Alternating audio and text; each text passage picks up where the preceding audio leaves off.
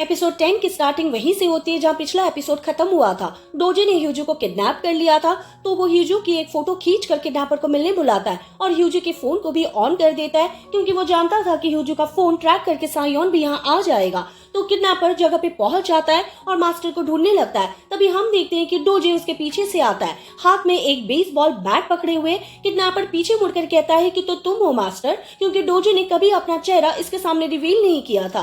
पर ह्यूजू कहाँ है? क्या तुमने मुझे झूठ बोलकर यहाँ बुलाया? जो सुनकर डोजी गुस्से में कहता है कि झूठ तो तुमने मुझसे कहा। यह बोलकर खींचकर एक बैट मारता है उसके सर पे। तो फ्लैशबैक से हमें पता चलता है कि जब मिस्टर सांगहून ने प्रेसिडेंशियल ऑफिस कॉल किया था और मिस्टर कांग ने सायोन को एक मैसेज देने के लिए कहा था, तब उसने मिस्टर कांग के नोट से मिस्टर सांगहून का एड्रेस निकाल लिया था। सायोन के पहुंचने से थोड़ा ही पहले वो वहां पहुंच गया था। तो अंदर उसने मिस्टर सांगहून और किडनैपर के बहस करते हुए देखा। मिस्टर सांगहून किडनैपर से सायोन को हर्ट करने से मना करता है, कहता है कि मैं जानता हूँ कि तुम ही सायोन के पीछे हो, उसे अकेला छोड़ दो, उसकी कोई गलती नहीं है। तुम्हारे ग्रैंडपा और तुम्हारे पेरेंट्स ने तुम्हें मारना चाहा, तो तुम सायोन से क्यों बदला लेना चाहते हो? ये सुनकर किडनैपर गुस्से में मिस्टर सांगहून का गला पकड़ लेता है और कहता है कि तुम्हारी इस नकली सायोन ने 20 सालों से मेरी जिंदगी जी है, वो मेरी जगह पे मेरे नाम पे रह रहा है, इसलिए मैं उसे बर्बाद करके छोड़ूंगा, इसलिए मेरे रास्ते में मत आना। ये बोलकर उनका सर फोड़ देता है और घर पे आग लगाकर चला गया। इस तरह से डोजी को तभी पता चल गया था कि उसके भाई को मारने वाला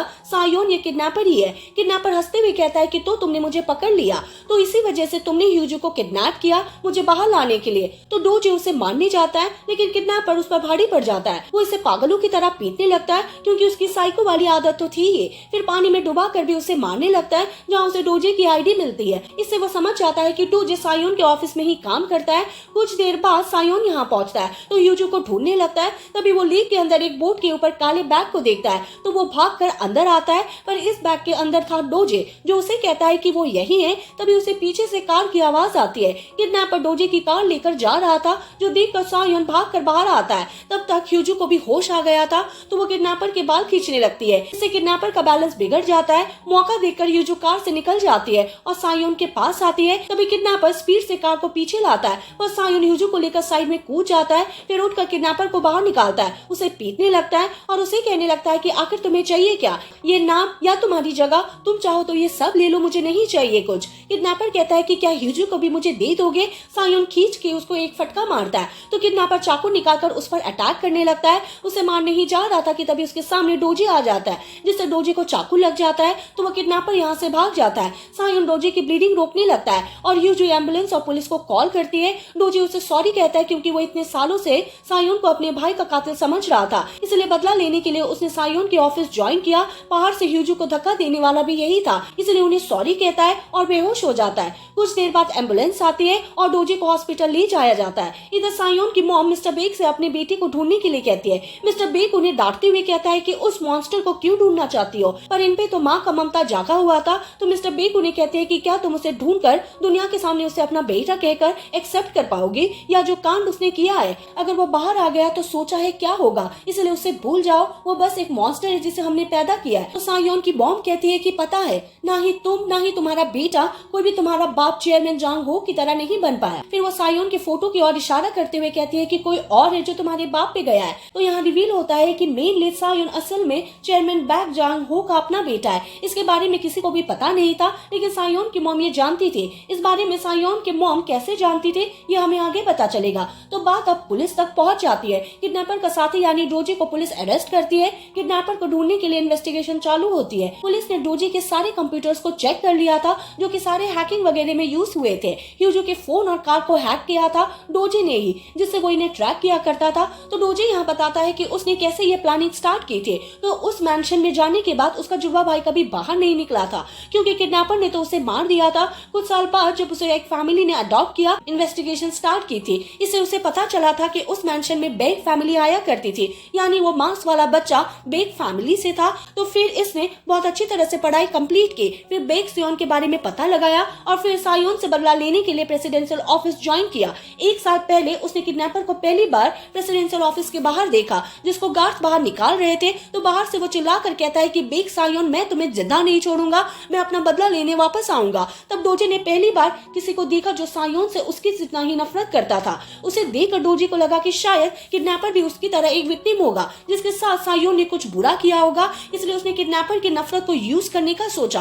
कुछ दिन उसे फॉलो किया, ये देखने के लिए उन दोनों का गोल सेम है या नहीं। इस तरह एक दिन उसने उस किडनैपर को उस मैंशन की ओर जाते हुए देखा जहाँ डोजे का भाई जाकर गायब हुआ था। इसे डोजे को श्योरिटी मिली कि ये किडनैपर भी उसकी तरह एक विक्टिम है, तो उसने किडनैपर का नंबर निकाला और उसे मैसेज करना स्टार्ट किया। तो उससे पूछा कि तुम बेक सायोन से बदला क्यों लेना चाहते हो। इस पे किडनैपर ने उसे झूठ बोला था कि वो उस लेक के पास रहता था जहाँ चेयरमैन बैक जांग हो उन बच्चों की लाशों को ठिकाने लगाने आता था जिन्हें उसके ग्रैंडसन ने मारा था। एक दिन किडनैपर ने उसके ग्रैंडसन का चेहरा देख लिया था। बेक जांग हो ने उसे मारने की कोशिश की जिससे उसकी फिजिकल कंडीशन खराब हो गई, इसलिए वो सायोन से बदला लेना चाहता था। ऐसा किडनैपर ने डोजे को कहा था। इसको तब डोजे ने सच माना था, इसलिए उसने किडनैपर को अपने प्लान में शामिल किया। डोजे ने सायोन को फॉलो करके ह्यूजू की फैमिली के बारे में भी सब कुछ पता कर लिया था, इसलिए वो जानता था कि सायोन की वाइफ ह्यूजू है। तो इस तरह किडनैपर के साथ मिलकर उसने ये सब कुछ किया। तो जहाँ पे बच्चों को दफनाया गया था वहाँ से सारे एविडेंस कलेक्ट किए जाते हैं।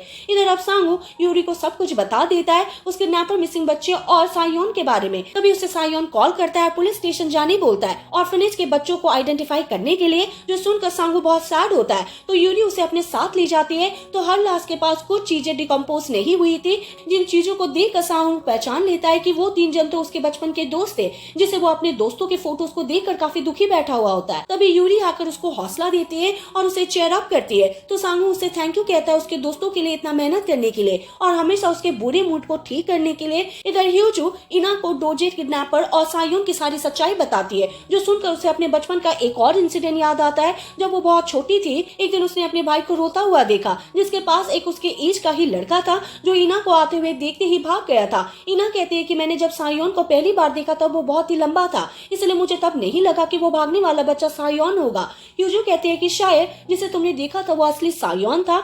इना कहते हैं कि असली सायोन को देखने के कुछ दिन बाद ही हमारा कार एक्सीडेंट हुआ था। कहीं हमारे भाई ने उस असली सायोन का चेहरा देख लिया था जिसे बेक फैमिली सबसे छुपा रही थी। तभी ह्यूजू की मॉम यहाँ आ जाती है, जो आकर ह्यूजू को ही सुना रही थी, क्योंकि उन्हें तो अब पता था कि सायोन बेक योंग का अपना बेटा नहीं है। इसलिए वो कहते हैं कि मुझे तो तुम्हारी शादी उस योंग फैमिली में ही करा देना चाहिए था। जो सुनकर ह्यूजू चुप नहीं रहती है और कहती है कि मुझे रिग्रेट है कि मैंने आपसे प्यार किया और मुझे अब समझ आ गया है कि वो प्यार नहीं था। मुझे लगा था कि अगर मैंने आपकी बात मानी तो एक ना एक दिन मुझे आपका प्यार और केयर मिलेगा, पर अब जब मुझे सच में प्यार हुआ तो मुझे समझ आया कि असली प्यार क्या होता है, क्योंकि आपने कभी मुझसे प्यार ही नहीं किया। पर ह्यूजू की मॉम तो फिर से उसे ही ब्लेम करने लगती है कि मैंने ये सब कुछ तुम्हारे लिए किया है। पर ह्यूजू इस बार उन्हें चुप करा देती है और कह देती है कि मैं आपसे आपकी कठपुतली नहीं बनूंगी, तो ये बोलकर उन्हें भगा देती है। तो इना कहती है कि अब लगता है कि मुझे समझ आ गया कि वो डीएनए रिपोर्ट मुझे किसने भेजा है। सायोन ने ही भेजा था, क्योंकि वो जानता था कि मैं ये देखने के बाद उससे शादी कैंसिल कर दूंगी,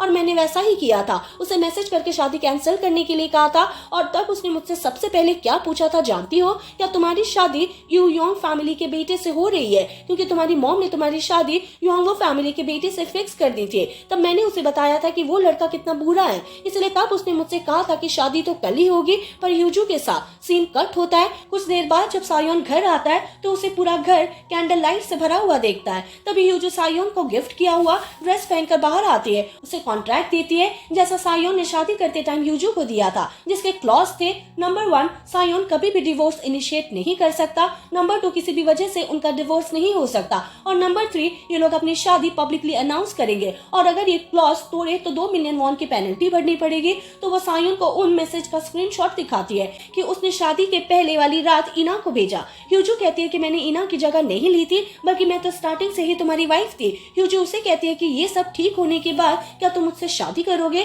सायोन कहता है कि नहीं, ये सब ठीक होने के बाद मैं तुम्हें प्रपोज करूंगा। ये बोलकर उसे किस करता है। फिर उनका रोमांस कंटिन्यू रहता है। अगले दिन डोजे अपने भाई की एक जूती को आइडेंटिफाई कर लेता है, जिसके अंदर उसके भाई का नाम लिखा हुआ था, जिसे देखकर वो बहुत रोता है। अगले दिन सायोन उसे मिलने आता है तो डोजे उसे माफी मांगता है और किडनैपर को ट्रैक करने का एक तरीका बता देता है, क्योंकि किडनैपर जो फोन यूज करता था उसके प्रोग्रामिंग के साथ छेड़छाड़ डोजे करता ही रहता था। यहाँ तक कि डोजे ने ही वो ब्लैक फोन किडनैपर को दिया था, तो उसकी लोकेशन पुलिस ट्रैक करने में लगी हुई थी। इधर ह्यूजू और इना अपने डैड के पास आते हैं, जो उन्हें किडनैपर की सच्चाई बता देता है। तो इना पूछते हैं कि हमारे कार एक्सीडेंट को कवर अप करने के लिए चेयरमैन जांग हो के साथ आपने क्या डील किया था, जिससे हमें वो फ्लैशबैक दिखाया जाता है, जहाँ मिस्टर होंग चेयरमैन जांग हो के सर पे गन ताने हुए था। इनकी बातों से हमें पता चलता है कि ह्यूजू, इना और उसके भाई के साथ जो एक्सीडेंट हुआ था उसे चेयरमैन जांग हो ने ही कराया था, क्योंकि इना के भाई ने इनके ग्रैंडसन यानी असली सायोन का चेहरा देख लिया था। चेयरमैन जांग हो ने कहा था कि तुम तो अपने बेटे को खो चुके हो, पर अब क्या तुम अपने पैसे भी ऐसे ही जाने दोगे? तुमने मेरे प्रेसिडेंशियल इलेक्शन कैंपेन में बहुत पैसा लगाया, मुझे मार कर क्या उन्हें वेस्ट करना चाहोगे? और वैसे भी अब तक तुम्हारा बेटा और मेरा ग्रैंडसन आफ्टर लाइफ में एक साथ ही खेल रहा होगा, क्योंकि मैंने उसे अपने हाथों से ही मार दिया है। तो तभी उन्होंने चेयरमैन बेक जांग हो के साथ वो एग्रीमेंट साइन किया था। इसके मुताबिक मिस्टर होंग बेक फैमिली से कुछ भी मांग सकते हैं। पर अब जब इन्हें पता चला कि चेयरमैन जांग हो का पोता जिंदा है, तो वो गुस्से में अपनी गन लेकर मेमोरियल हाउस पहुंच जाते हैं, जहां आज उनकी पहली डेथ एनिवर्सरी के लिए सब लोग आए हुए थे। तो ह्यूजू और इना भी इनके पीछे पीछे आती है। ह्यूजू सायोन को मैसेज कर देती है, मेमोरियल हाउस जल्दी आने के लिए कहती है, पर तभी इधर पुलिस को किडनैपर का लोकेशन मिल जाता है, जो कि यही मेमोरियल हाउस का दिखा रहा था। तो मिस्टर होंग मिस्टर बेक के ऊपर गन तान देते हैं और उन्हें कहते हैं कि तुम्हारे बाप ने कहा था कि उन्होंने उसे मार दिया है, लेकिन वो तो जिंदा घूम रहा है, वो कहाँ है, उसे अभी मेरे सामने लाओ। तभी वहाँ पास में एक ब्लास्ट होता है, इससे यहाँ भगदड़ मच जाती है। पर सायोन की मॉम एकदम नॉर्मल थी, क्योंकि उन्होंने यहाँ आते हुए ही अपने बेटे को यहाँ देख लिया था। उन्होंने आंखों ही आंखों में कुछ इशारा किया, यानी सायोन की मॉम अब अपने बेटे के साथ मिल चुकी थी। इधर पुलिस वाले किडनैपर के लोकेशन के बारे में सायोन को इन्फॉर्म करते हैं। जब तक सायोन यहाँ पहुंच गया था, तो वो जल्दी से ह्यूजू को ढूंढने के लिए अंदर आता है, पर उसे ह्यूजू अंदर नहीं मिलती है। लेकिन उसे थोड़ी देर में किडनैपर का कॉल आता है, जिसने फिर से ह्यूजू को हॉस्टेज बना लिया था। ह्यूजू के गले पर चाकू रखकर सायोन को धमकी देता है ह्यूजू को मारने का, और कहता है कि मैं तुम्हें वैसे ही तड़पाऊंगा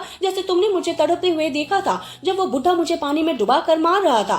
सायोन ह्यूजू के फोन का लोकेशन देखकर उसके पीछे आने के लिए रेडी हो रहा था, तो उसे कहता है कि मैं आ रहा हूँ, पर ह्यूजू कहती है कि मत आओ, इस बार मेरी बारी है तुम्हें प्रोटेक्ट करने की, बस ये याद रखना कि मैं तुम्हें बहुत प्यार करती हूँ। यह बोलकर गाड़ी को फुल स्पीड में खाई की ओर ले जाती है। इसके साथ ही जोर से एक रेलिंग से टकराने की आवाज आती है और ये फोन बंद हो जाता है। अगले सीन में हमें नदी से उस कार को उठाते हुए दिखाया जाता है, लेकिन दोनों में से किसी की भी बॉडीज नहीं मिलती है। जहाँ एक्सीडेंट हुआ था उस जगह को दिखाया जाता है, जहाँ की रेलिंग तोड़कर कार खाई के नीचे बहुत गहरे नदी में गिरी। तो ये पूरी इंसिडेंट न्यूज में आ जाती है। किडनैपर का चेहरा भी रिवील किया जाता है। इसके बाद सायोन एक प्रेस कॉन्फ्रेंस में बता देता है कि मैं प्रेसिडेंशियल कैंडिडेट बेक योंग का बेटा और लेट चेयरमैन बेक जांग हो का ग्रैंडसन नहीं हूँ। मेरा नाम, मेरी आइडेंटिटी झूठी है, पर जो एक बात सच है वो ये है कि मैं मैरिड हूँ और मेरी वाइफ का नाम है होंग ह्यूजू। इसे उस आदमी ने किडनैप किया है जो मुझे धमकी दे रहा था। अभी तक उनके बारे में कोई खबर नहीं मिली है। एज अ हस्बैंड मैं आप सभी से रिक्वेस्ट करता हूँ, अगर किसी ने मेरी वाइफ को या किडनैपर को देखा तो प्लीज रिपोर्ट कीजिए। मेरी वाइफ का नाम है होंग ह्यूजू और वो प्रेसिडेंशियल ऑफिस की साइन लैंग्वेज इंटरप्रेटर है।